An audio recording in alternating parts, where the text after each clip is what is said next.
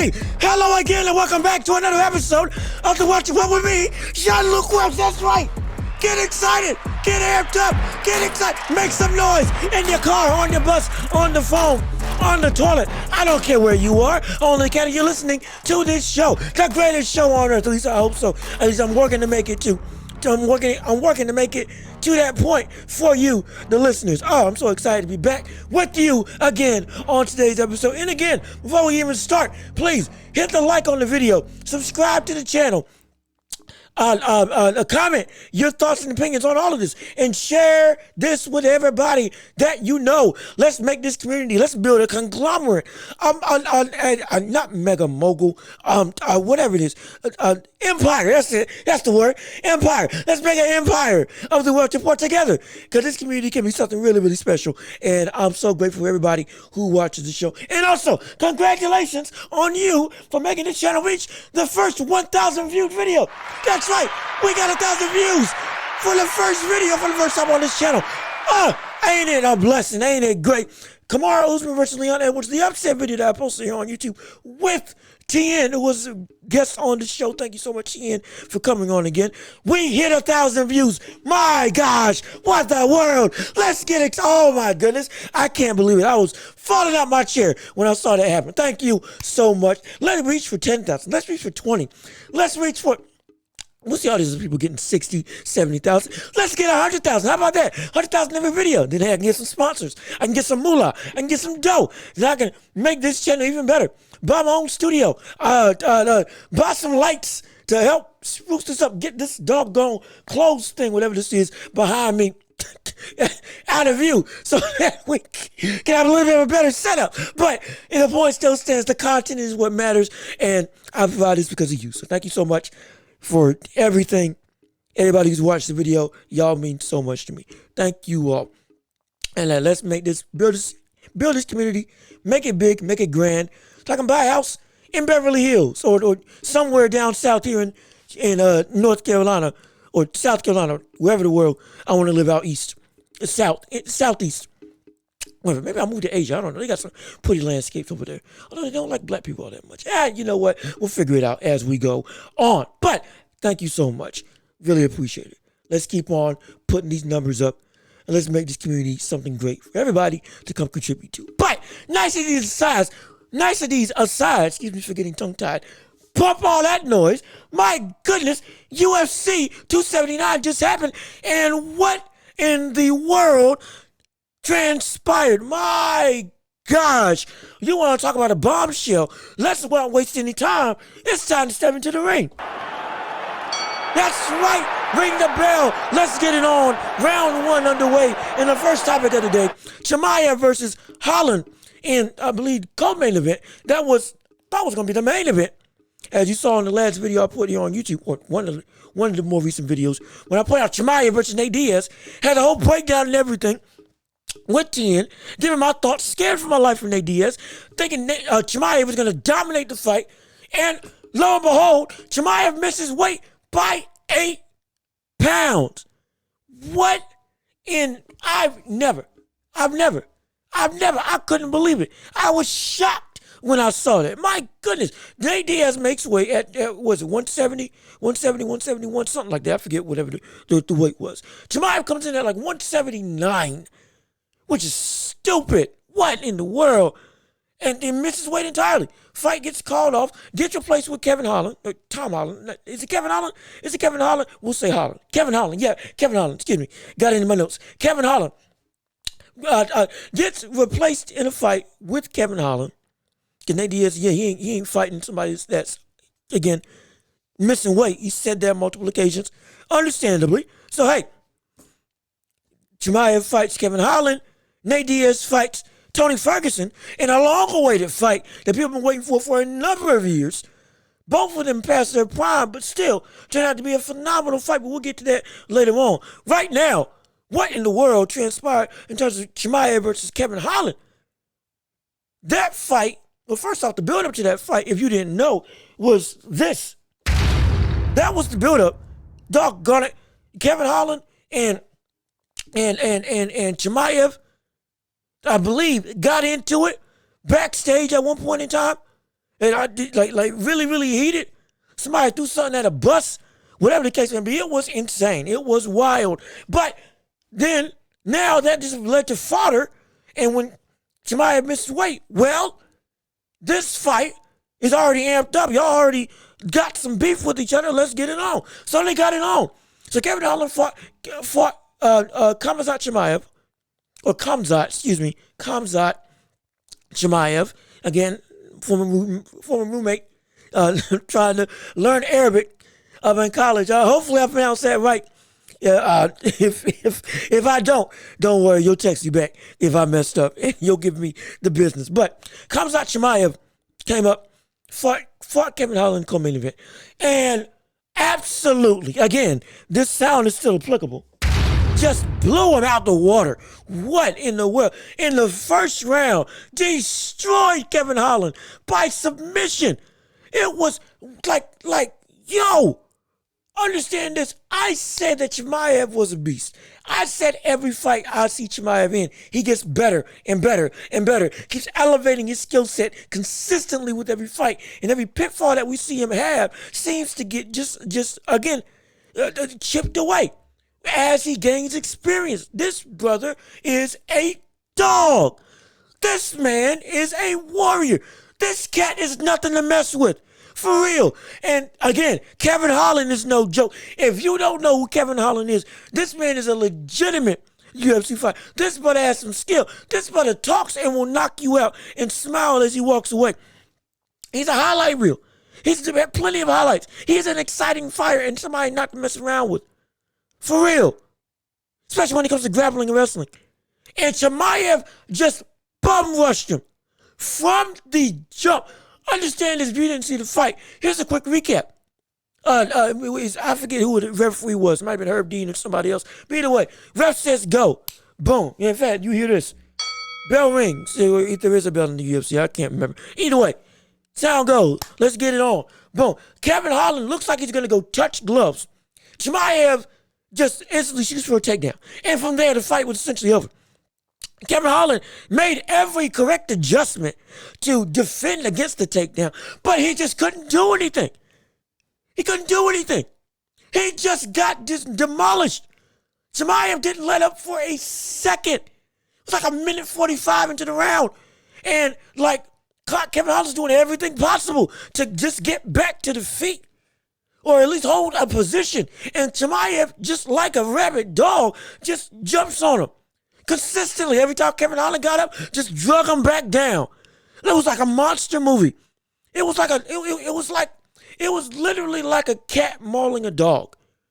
The best way I can say it. Or if you're a WWE fan, it's like when Brock Lesnar would go on his rampages in the midst of somebody's promo and just utterly destroy any wrestler in the ring, all security, and like just bum rush him. Or even better, Braun Strowman, who just returned to WWE, when you do that train thing, steamroll train coming, do this with his hand, the crowd goes all crazy, then runs out the ring and just runs through everybody. If it's one person or 5 people outside the ring, literally like a train, just runs straight through them. It's an incredible sight to behold if you ever get the chance to see it. Look it up on YouTube. Oh, it's so entertaining to see. But it was like that. He just went instantly, no hesitation, boom. If I got his hands around his waist, brought him to the ground, never let Kevin Holland have control, and just utterly destroyed him. It ended with a submission in the first round. This is why Chimaev is going to be champion. This is why Chimaev is going to be champion. I said this in my breakdown for Nate Diaz. But this is why Chimaev is going to be champion. This man not only adapts and fixes potholes with every fight that he has in his game, but at the same time, the brother legitimately does the one thing that you want to see a champion do more than anything else, which is handle your business as quickly as possible. Normally people say, oh, he's had a bunch of short fights. This is with any fighter. you get somebody, you might hear somebody say, oh, he's never been tested. Oh, he's never been driven. He hasn't been drugged into deep waters. We don't really know how good he is unless he's been drugged down into the depths where he's got to look to fight and scratch and claw. No, that's not always the case. No, that's not always the case. It's not always the case at all. Now, again, that sometimes that is the case, i.e. Edgar Berlanga in boxing. Brothers had how many 16, 17 knockouts in a row in the first round? Stupid power. Then all of a sudden gets tested, wins the fight, but now you see, with this step up in competition, this is where he really is. He wasn't all that good as we thought, legitimately. And in those situations, the records, again, this is boxing, but this can happen in any combat sport. The record doesn't reflect the actual talent. That does happen. More than I would like. More than any combat sports fan would like. But that does happen. And okay. Okay. We get it. But in this situation, Chimaev, his record and his production both equate to, this man is the real deal.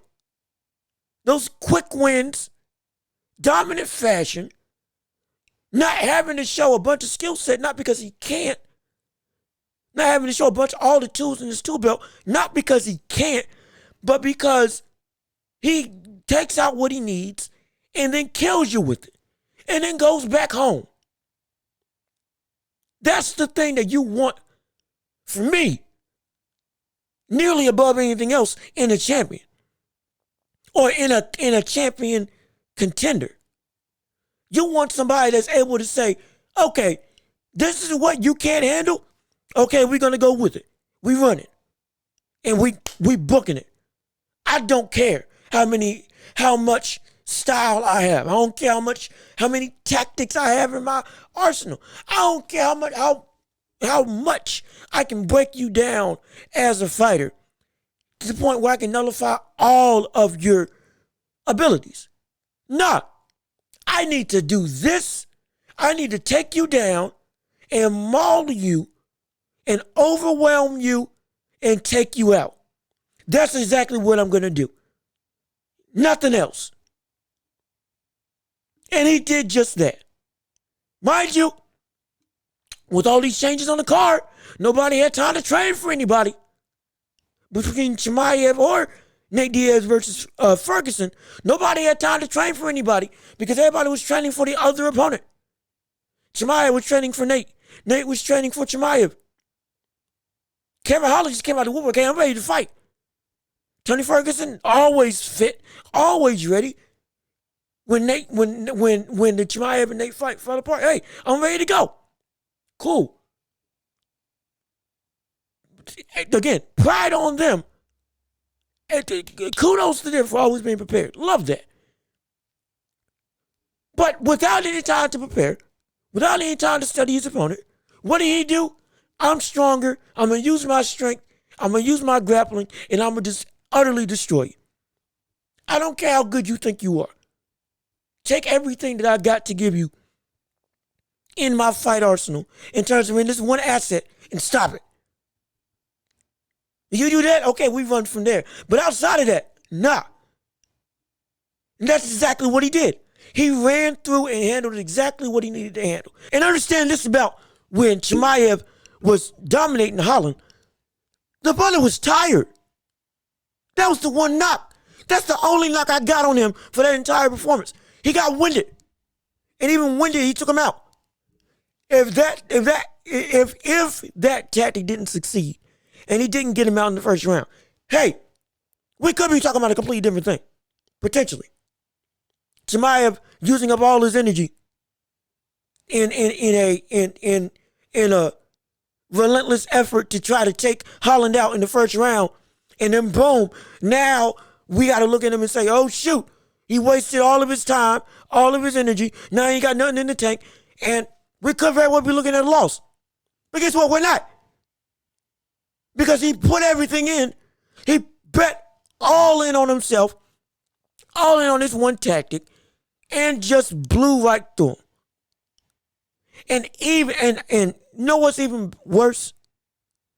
Even as you saw the fatigue on Chimaev's face, you saw the heavy breathing, you saw the, again, slower movements as he was, again, mauling Kevin Holland, he still had full control. Even when he was tired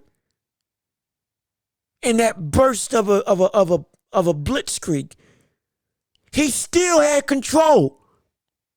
Never lost control. This man is a monster. Didn't waste any time, didn't waste any effort, didn't give no credence to say, okay, let's let you get in rhythm. Nah. From the opening bell. And some people say, oh, Kevin Holland was trying to touch gloves. Okay, understandable. Some people can view it in bad taste. Others can view it in like, well, keep your guard up at all times. Defend, protect yourself at all times. Both are correct. You're right. Normally, it's standard practice to touch gloves before you get going. At the same time, you don't get paid by the hour. You don't. The safe bet is to instead of touching gloves, when you come together in the ring, touch gloves at when the ref says touch gloves or not. When he's giving you all the instructions, touch the gloves then, and then just, okay, we get ready. That's the safest bet to do. If you don't want to potentially run into that. But if you do run into that and somebody takes you down when you're trying to touch gloves, hey, the point still stands, you got to protect yourself at all times. Whether you think it's in bad taste or not, that's still the number one rule in any combat sport, whether it's boxing or otherwise. Protect yourself at all times, point blank, period. Floyd Mayweather, in his few knockouts later on in his career, knocked out the brother who was trying to give him a hug in recompense for a low blow, or a headbutt or something. I forget what, some sort of illegal move that he did. And he was trying to make up for it after the ref separated him, gave him a talk, and then went back into it. He tries to hug Floyd Mayweather to apologize. Floyd knocks him out immediately. Loads up, pow, right there. Fight's over. The fight is over. I believe that was his last knockout of his career. And many people say, oh, he was trying to forgive him. Many people say, oh, he was trying to apologize. That very well may be. But the ref said fight, and the round was still going on. At that point, if you let your guard down and not you to take advantage, I don't care if it's in bad taste or not. That's what you chose to do. And I am trying to win. Again, we don't get paid by the hour. Fighters don't get paid by the hour. They get paid by production. They get paid by winning. Point blank, period. If every fighter could win in 9 seconds, guess what? They would. If every fighter could win in the first round, guess what? They would. If every fighter could just go and just immediately knock out or submit their opponent, they would. Because they don't get paid for overtime. They don't get paid to stay for all 5 rounds. This ain't no show where the longer you're able to last, the more money you get. Nah. That's not how it works. And since that is the case, you can't fault Chimaev for immediately going to try to end the fight. You can't. I don't care how you feel. Because if you don't protect yourself at all times within the confines of the belt, you leave yourself open to attack. Unless the ref says stop or the round is over. If that clock is still running and the ref is watching, and there's no illegal move that's done, and you get caught because you're trying to do a gracious action or otherwise, regardless of whether you think it's right or wrong, that is completely okay. Completely okay. And Chimaev did exactly that. Didn't waste no time, took him down and submitted him. This brother's going to be champion. This man will be champion. And this brother is going to be hard to beat when he is champion. This cat came afterwards and says, I want to get belts at both 170 and 180. Said, I came here to kill everybody. And that's exactly what he's going to do. That's exactly what he's going to do. If he chooses to go to 180, maybe a tad tougher because of the amount of again, the power is a tad more comparable, even though he's still dumb strong, stupid strong. The power is still, again, above a lot of people in the 180-pound division. But at 170, there's a lot of good competition, but it's going to be hard pressed to beat him. This man is legitimately poised he could actually be a 2-weight class champion. He could be a 2-division champion, legitimately. That's how good he is. Because he's going to use just what he needs to and just maximize it to the fullest. And he'll gladly brawl with you if necessary. And he's got pretty good submissions. And he's got a great chin. I'm glad Nate Diaz didn't fight this brother. Because this cat he's a dog. Great striking, a lot of power, deceptively quick. This man came on Holland quicker than he could ever react. And Holland's got some good takedown defense. He just swoop, done. Sprawled him, got on the ground, transitioned every which way, rolled him constantly on the ground like King's death roll in Tekken. It was just mauling for my gamers out there. You know the move when King gets him down at that convoluted combo in Tekken, the death cradle. Get him in that death cradle, boom, roll him around. It's over. That's exactly what Chimaev did if you watch the fight. Kevin Holland was tossing and turning, and Chimaev just put him in the death roll, put him in the death cradle. Death cradle roll, whatever it is, whatever the name is. I call it death cradle. Just roll him around. Got him in the grab and just boom. Just ragdolled him. It's stupid. But it's exactly the type of stupid that you want in a champion. This man is bona fide. Scary. Like, yo. To not allow Kevin Holland to get any form of control, not even a strike, not even let him get to his feet. And he can bring some highlights, Kevin Holland. He's legit. And you do that to him? Oh boy. With no prep work? This man he's lethal. Everybody.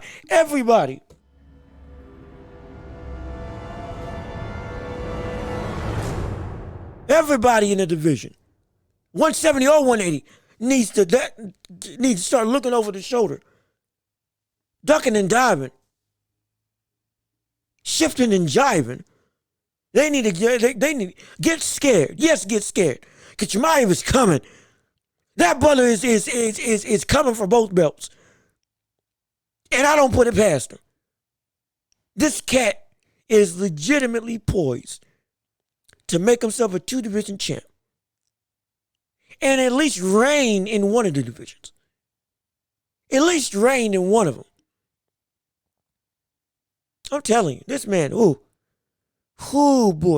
Box office, can get into it with anybody, is a budding star in the UFC. Not budding, excuse me. Let me take that back.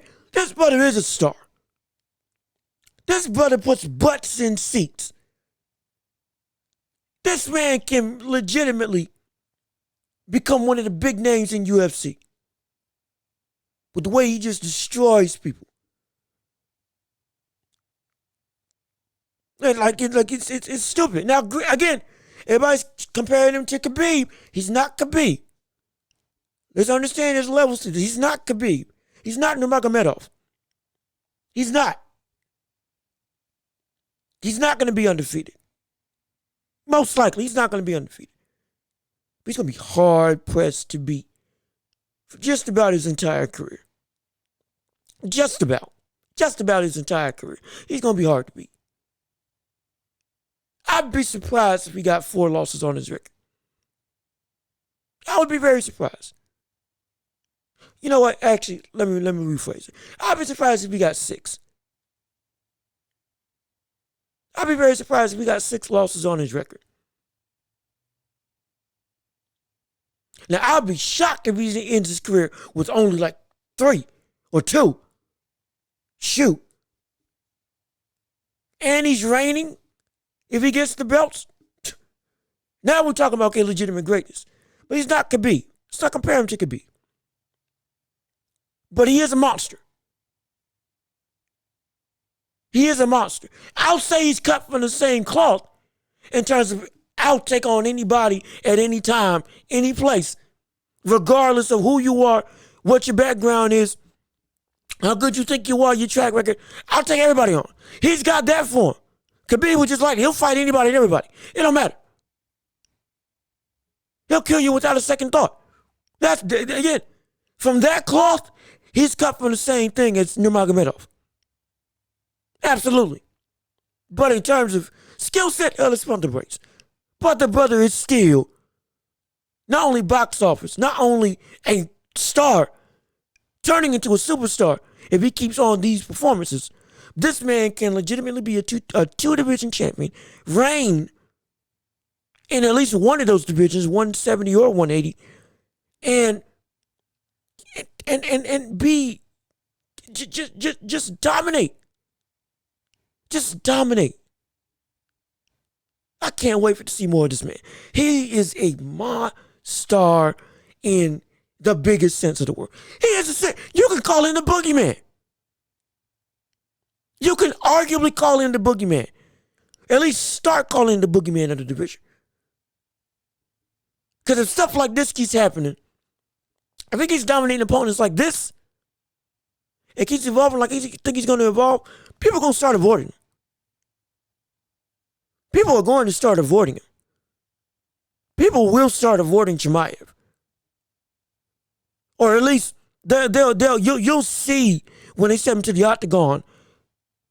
When they step into that I almost said squared circle. Doggone it, this is UFC. Yeah, I had it right the first time. When he steps into the octagon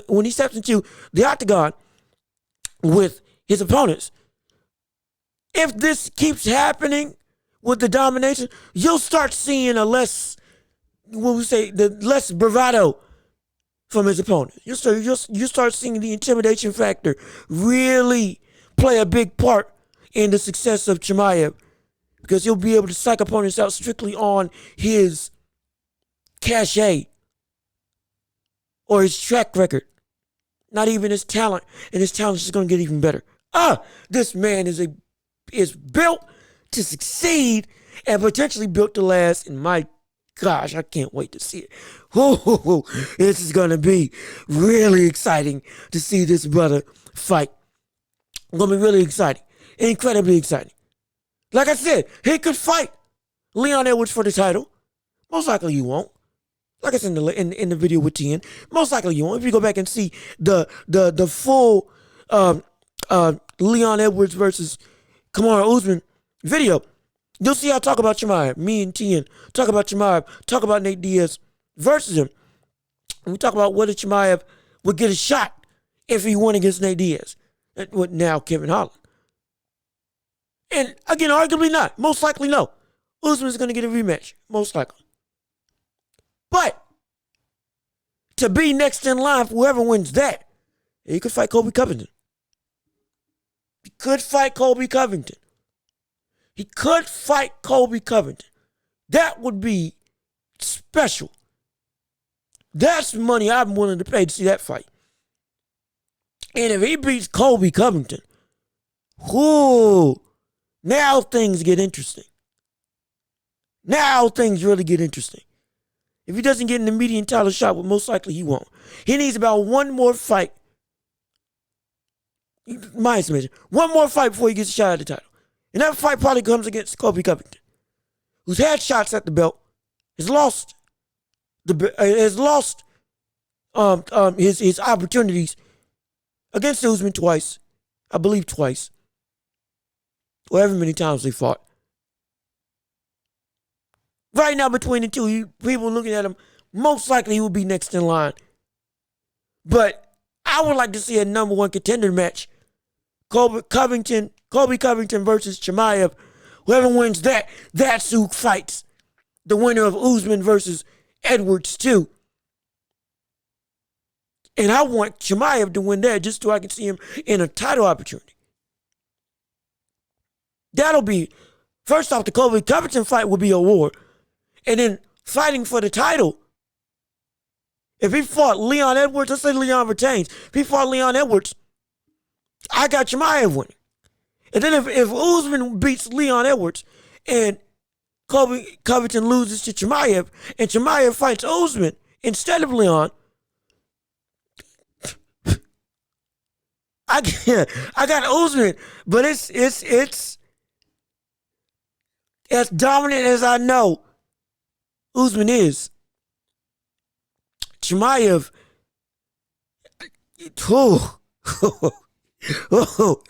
I'll say I'll have a tougher time picking Usman against Chimaev than I did at this point in time in Usman 1 as well as currently in Usman 2.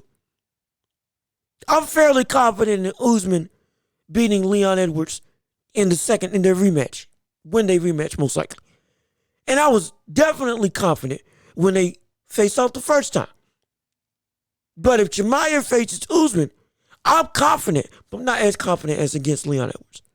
I'm not. And it takes a lot for me to get off the Usman bandwagon as to what I've seen him become. Because I know how dominant he is, how good he really is. Like I said, the only thing he's missing is a go-to finishing move or go-to finishing tactic. Everything else about him is elite.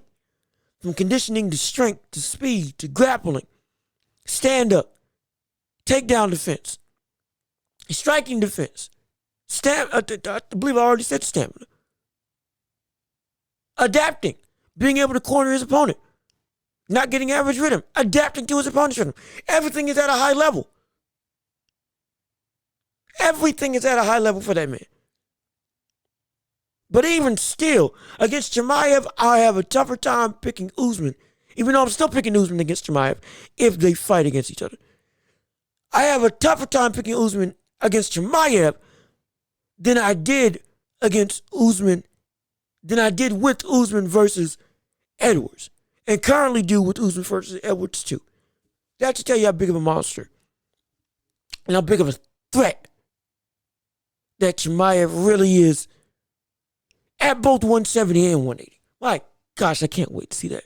That's going to be this man's career is looking something special, and I can't wait to see it.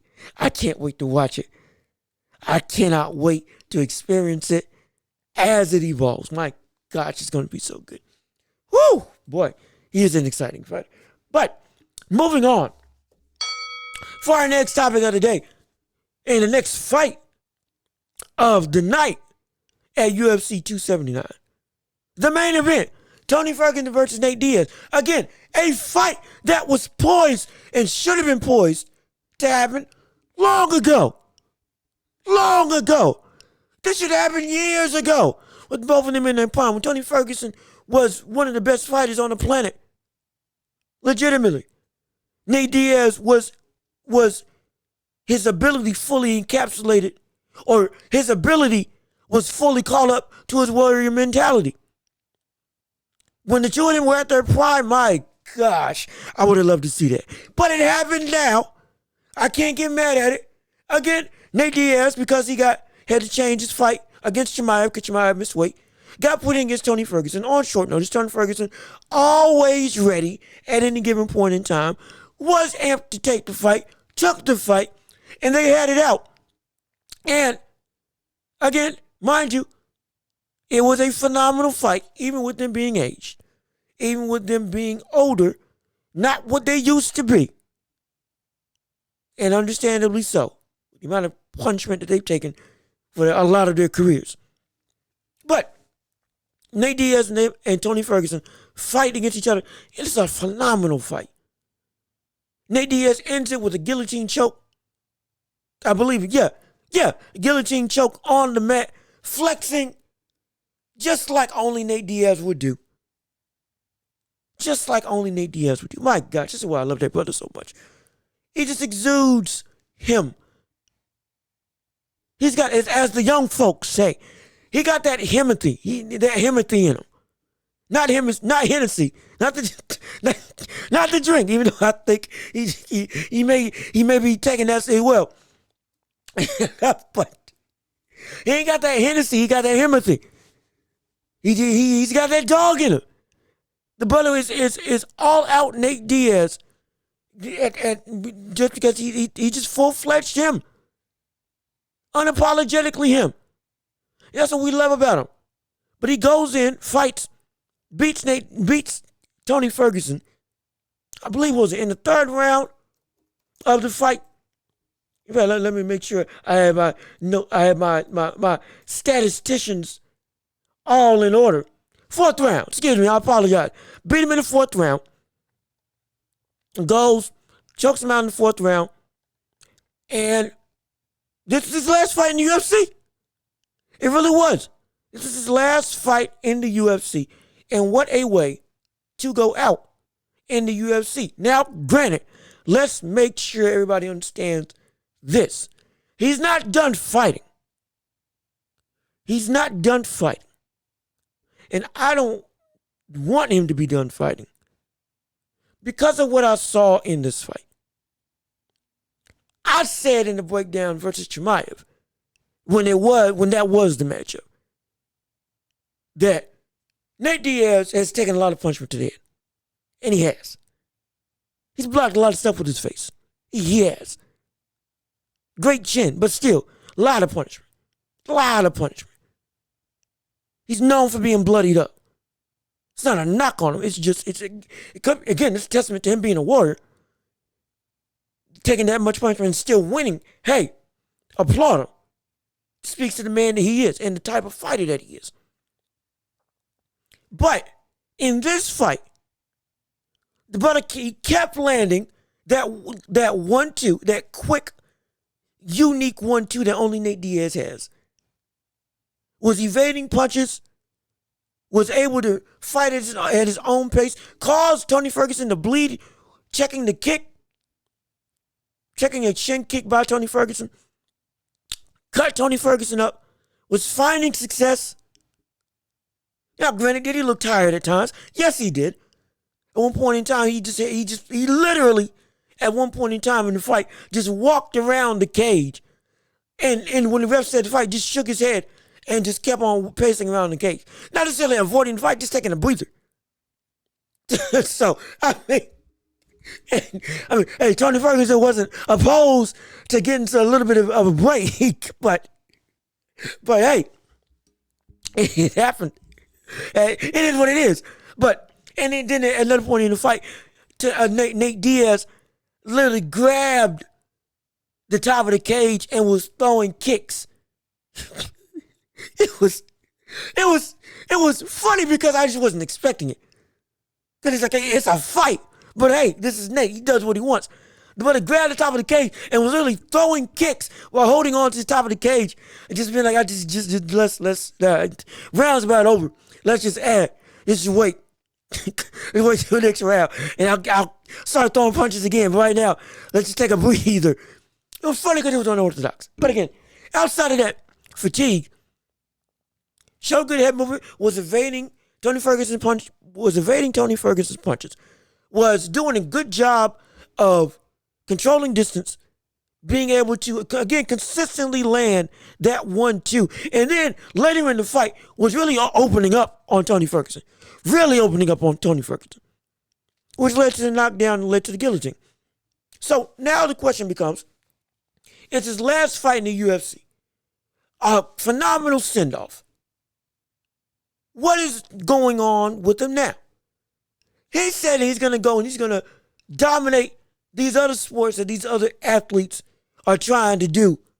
And he's going to show them what it's really about. He's going to show them how to really take over his sport. Now, most likely that means that he's going to go into boxing. Most likely that means he's going to go into boxing. You see all these other UFC fighters, Tyron Woodley, Ben Askren, now Anderson Silva, all of them fought Jake Paul, all of them lost. I believe Vitor Belfort was a UFC fighter who again was on steroids in his fight with Evander Holyfield when he blew Holyfield out the water. Again, Vitor Belfort, I believe that was his name. When he fought Evander Holyfield, was on some stuff. And I'm not talking about talent, I'm talking about substances. When he fought that fight and just washed Evander Holyfield, who again looked like he was in shape when he fought against him. But yeah, there was something in there. That wasn't a normal Vitor Belfort. That wasn't. But he's seeing all these other UFC fighters going outside of UFC to fight, or excuse me, to box. Let's make that distinction. To box, not to fight, to box against these other people. Not even other, well, except for Anderson Silva, not even other boxers. And now he's going to try to go put his name in the hat and go box. Now, should he? I don't think so. I don't think he's got the hand speed necessary to go out and box. He's got the reach. Don't get twisted. He's got an unorthodox one, too, that, again, can come in handy. However, the problem that I have with UFC fighters going into box is the fact that potentially, now again, this is speculative, with the UFC being such a multifaceted sport in terms of the amount of limbs that you're able to use and the amount of strikes that you're able to throw from literally any angle, because you can use both your arms and both your legs and your elbows and back fists and flying knees and jumping kicks and side kicks to the chest and all this stuff. All those different types of strikes make it so that you can set up a multitude of different options, which can, again, a UFC fighter has to be aware of everything, which hence opens up the ability to land what you want to land. Sometimes that doesn't translate like you would want it to in the UFC, or excuse me, that doesn't translate like you would want it to in boxing, because now that it's strictly hands, maybe some of the feints that you were setting up to land stuff aren't going to land. Now, again, there are some people that can get away with Anderson Silva dominating in his exhibition belts, excuse me. And if he just went boxing full time, he probably would be the one of the top boxers in the world. At his prime, he had it. He was like that. One of the best. When we say he's one of the best strikers in not UFC history, combat sports history, that translates to whatever sport you want to talk about. Boxing, he probably would have been a champion. I wholeheartedly believe he would have been a champion. Because his head movement, reflexes, his ability to counter, lull you into a deceptive reach, and then just boom, catch you. Couple that with his slickness, his ability to predict and perceive punches. It's almost like he knew what you were going to throw before you did it. And would just lean and weave and dodge by the skin of his teeth. Then if he did get in trouble, he would always be able to escape. And then put you back on the ropes. He could fight aggressive, he could fight a distance, he could go to the body, go to the head, he could move, he could jab you around the ring, he could stand still and bang. Great defense, good power, had stamina, could fight for all 12 if he was a boxer, had the ability to fight for all 12 if he was a boxer. And then shows fortitude and guts. The only thing that might have been quote unquote suspect was maybe his chin. Even though at his best he was still taking shots. Yes, he got knocked out, but that didn't mean that he couldn't take punches. He had everything. Everything that you would want in a boxer. If he became a boxer. So outside of Anderson Silva, it's hard for me to see any other UFC fighters legitimately having success translating into other sports or translating into the boxing realm. Pride, go for it. If you want to fight in Pride, go for it. Bellator, sure. All those other things, yeah. Boxing, it's just, you got to prove it to me for a lot of UFC fighters. And Nate Diaz, I don't think that's going to be the best thing for him. I really don't. Now, if he shows me otherwise, hey, more power to you. I just don't think that he's got, well, he may have the chin, sure. You may have the reach, sure. I don't think he has the hand speed necessary to be able to go. If he's talking about professional, nah. I still don't think he's got that ability. If he wants to go the celebrity route, okay, cool. Even still, the style that you fight, if you go to the boxing, I don't see it translating well. I really don't. I really don't. Despite what I saw against Tony Ferguson, I don't see it going well. If he stayed in the UFC, I would say stay there. Do what you want. Absolutely. This performance showed me that you still got some stuff in the tank. Ain't a lot, but you still got some stuff in the tank.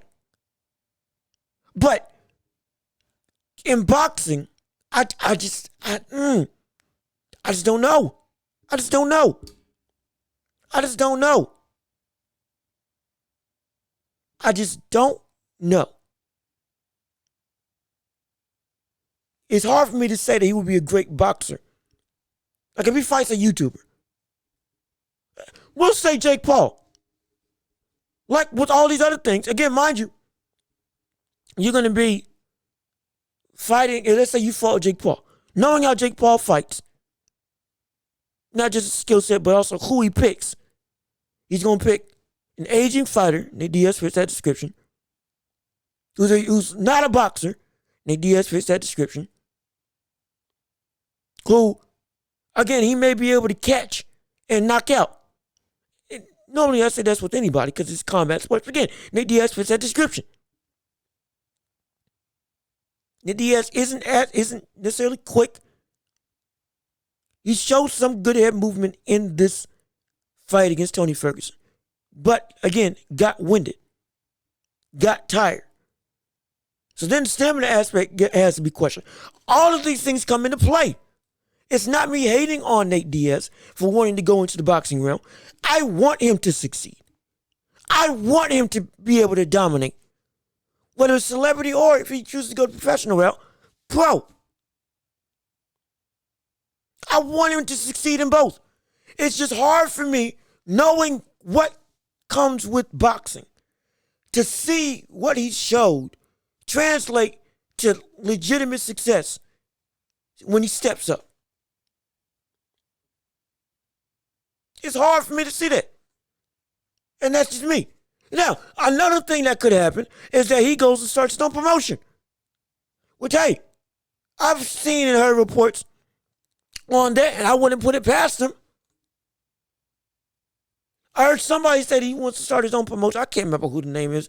Go look it up for yourself again to make sure that you got me, that I'm correct. If not, comment down below. But Nate Diaz, I've heard that he potentially may start his own fight promotion that involves MMA, mixed martial arts, jiu-jitsu, and boxing all on one card.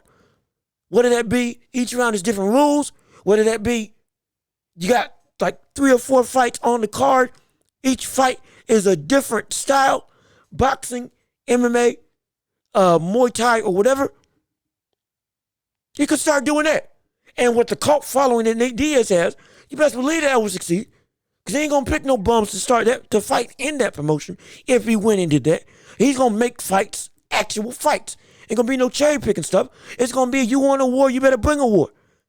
If you ain't about it, don't come in it. That's how Nate Diaz, and if he brings his brother into it, Nate Diaz, he's going to run that thing.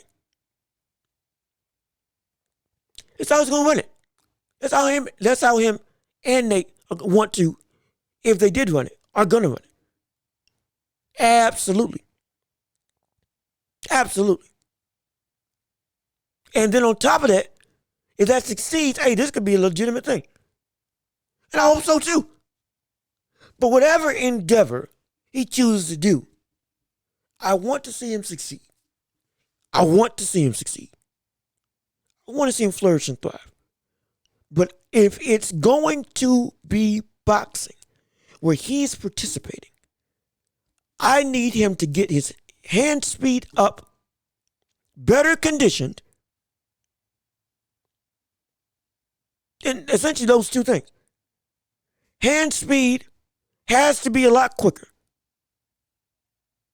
Conditioning has to be a lot better. Because again, boxing conditioning versus UFC conditioning are two completely different things.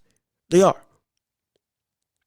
Just ask Conor McGregor when he fought against Floyd Mayweather. You saw him being winded. You saw him winded and tired. You saw him winded and tired. And this is him at the height of his abilities. So UFC conditioning and boxing conditioning are two completely different things. He's got to get prepped for that. He's got to get prepped for, again, being able to actively find success using feints in boxing, because the feints that he uses in the UFC may not work, even though he's predominantly a striker, because of the fact that, again, the threat of the kicks and all those other assets that fighters have in terms of their offensive ability led to them being able to sell the feints that they were given. Now it may not work as well in boxing as it did in the UFC. Again, that's speculative. I'm just saying from what I've seen.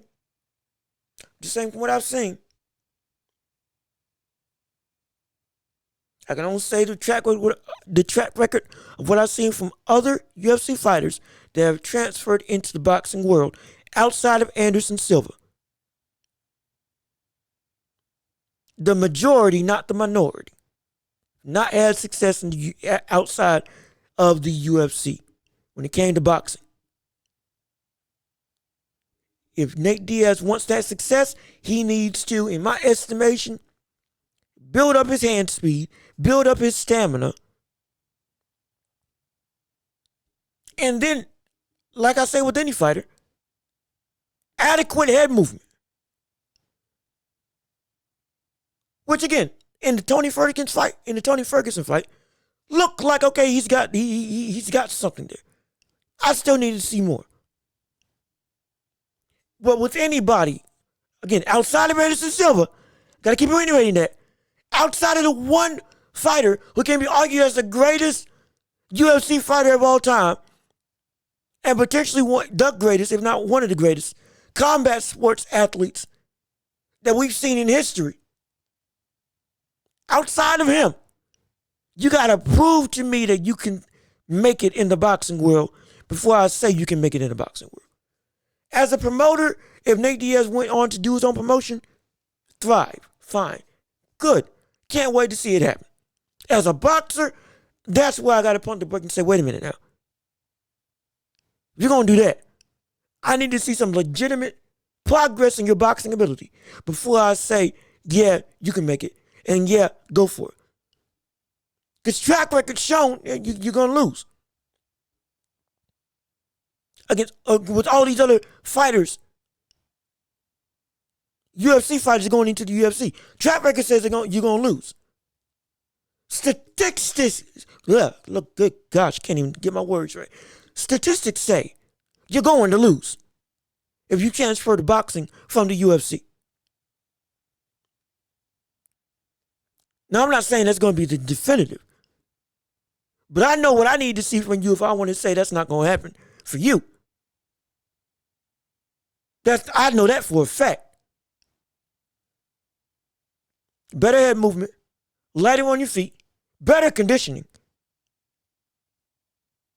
better use of the jab, more speed all around on your punches, and more importantly, a willingness to not be afraid or not be hesitant in the boxing ring, like Tyron Woodley, like Ben Askren, like Tito Ortiz when he fought Anderson Silva, like these UFC people, like Tyron Woodley in the second fight with Jake Paul. Tentativeness is going to lead to you losing. As much as a warrior as I know you are, that still doesn't mean that you, again, if you're on the defensive, track record shown, if you're on the defensive, you're most likely you're going to get knocked out. But if you're on the offensive and you put some pressure on the other opponent in the ring, hey, okay, now you got something. Now you can use your striking to its fullest effect. Now you can get into your own rhythm. Instead of trying to wait and seemingly just be hesitant. Again, I'm basing all of this only on Tyron Woodley, Ben Askren, Tito Ortiz, and Anderson Silva, with Anderson Silva being the outlier. So essentially, the common man, and quote-unquote common man, at the boxing level that transfers to UFC. Anderson Silva is like the pinnacle of what you want your UFC fighters to be when they translate into boxing. With everybody else, right now, when they get into boxing, they're viewed as the common man. They are. Because while you are a fighter, you're not a boxer. And that distinction is important because the skill set is completely different. It's the same in theory, but that's about where it ends. That's about where it ends. So now, if Nate Diaz shows that he's good and can box, then I have no qualms. But right now, track record says there's a lot I need to see from him, especially at this age, that I need to see from him that he develops like his speed, like his, again, jab. I would like to see a better jab, combination punching, footwork, head movement. All of that I need to see at a boxer's level. You know, for me to say, okay, yeah, he'll succeed. Outside of that, it's up in the air. Outside of that, I can only say I want him to succeed. I'm not going to say definitively, yeah, he's going to be able to thrive. I'm just not. Just not. It's not hate. It's just the truth. If he proves that he's there, guess what I say? He's there. He's arrived. This brother can box. And I want to say that. But if he doesn't show that, the only thing I can say is you were better off staying in the UFC. Or fighting in Bellator. Or fighting in Pride. Or whatever promotion you wanted to fight in. It ain't hate. It's just the truth. So if he shows that he's there, more power to him. If he doesn't, then hey, it is what it is. Either way, this fight with Tony Ferguson, if this was his last fight in the UFC, which mind you, he said he'll be back. But if he doesn't come back, great send-off, phenomenal, I'm not going to say retirement, but phenomenal legacy fight to have, even though it's later in his career than anybody would have wanted. Good showing against Tony Ferguson, legend versus legend. Ended with him getting a dub in Nate Diaz fashion, flexing and all. And currently he's rolling off into the sunset on his UFC career at the moment. When he comes back, guess what he ride? It's the outlaw riding back into town. But right now, he's riding out into greener pastures, or perceived greener pastures. He's like a gunslinger that's going, all right, I made my name here in this town. Now it's time to go conquer another town. That's what he's on. He said it himself. Not those exact words, but again, the sentiment is the same. So we're going to see if it happens. If it does, great, and I'm rooting for it. If not, well, hey, well, that doesn't diminish your legacy. It just shows where you were is where you should have been. If he becomes a promoter, then everything's all hunky-dory. Boom. I hope he really thrives in that. That's why I really hope he becomes a promoter. If anything else. My gosh, I would love to see Nick Diaz putting on fights. We're going to get bangers every single card. I can guarantee that. I can guarantee that. That would be incredibly exciting to see. But this has been another episode of The Welch Report. I've been so happy to have you along for the ride on this show. Again, please like the video, comment your thoughts and opinions, subscribe to the channel, most importantly, and then share with everybody that you know. Let's make this community great, grand. Let's make this make me a mogul by making this community an empire that we can all rally around and really build something great together. So this has been The Welch Report. I've been John Luke Welch. You've been beautiful, my listeners and viewers. Peace and love. We out of here.